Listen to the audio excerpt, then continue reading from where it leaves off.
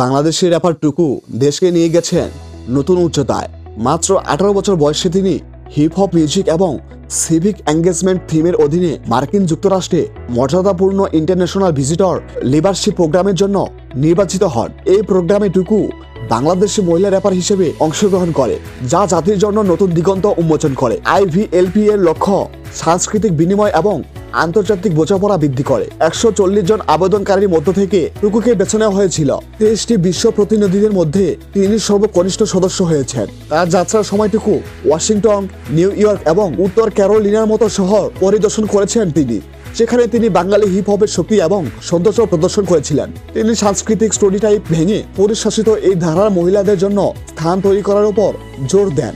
2019 সালে তার rap career শুরু করার পর থেকে টুকু মানবাধিকার, দুর্নীতি এবং নারীর ক্ষমতায়নের মতো থিমগুলোকে সমর্থন করতে থাকে এবং তার সঙ্গীতের মাধ্যমে সেগুলো প্রকাশ করে। IVLP-তে তার অংশগ্রহণ একটি উল্লেখযোগ্য মুহূর্ত, শুধু তার ক্যারিয়ারের জন্য নয়, বাংলাদেশের হিপ হপ দৃশ্যে নারীদের প্রতিনিধিত্ব করার জন্যও। যখন সে আন্তর্জাতিক দর্শকের সামনে বাংলা র্যাপ পরিবেশন করে, তখন শুধু নিজেকে উপস্থাপন করতো না, তার দেশ, সংস্কৃতি এবং নারীদের স্বপ্ন বলেছিল যে র্যাপ তাদের জন্য নয়। তার সবচেয়ে উল্লেখযোগ্য মুহূর্তগুলির মধ্যে একটি ছিল শাড়ি পরা।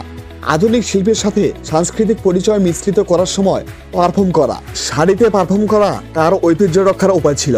সে দেখাতে চেয়েছিল যে হিপ হপ শুধু আমেরিকা বা আফ্রিকা নয়, এটা বাংলারও বটে এবং এটি চলমান রয়েছে বিডি হিপ হপ সিনে।